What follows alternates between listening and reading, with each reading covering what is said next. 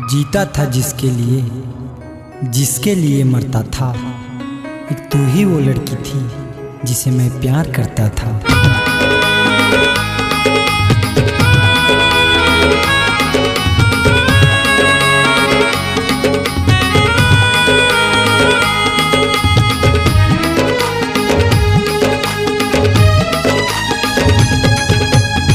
मुच हंस के मोला फांस के मोर जे ऊपर घात करे।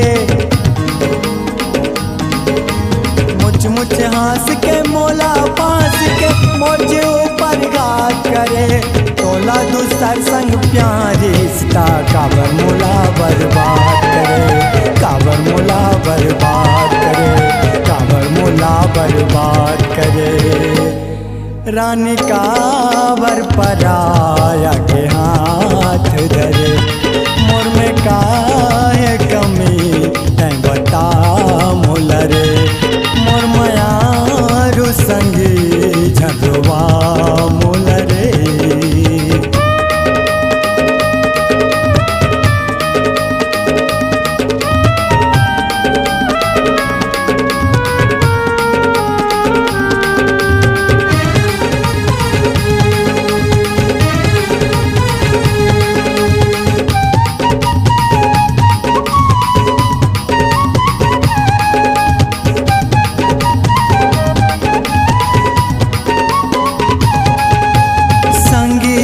तोर संगला पाके संगी रे तोर संगला पाके सुख जिंदगी के आस करूं। सच्चा प्यार करत है कई के तोर पर विश्वास करूं।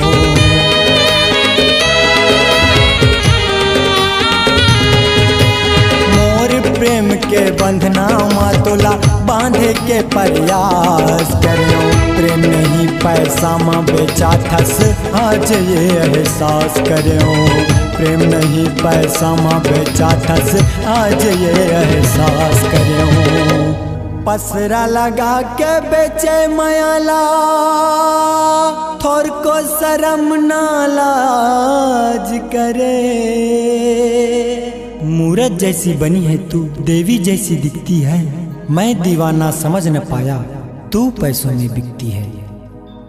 पसरा लगा के बेचे मयाला थोर को शर्म न लाज करे।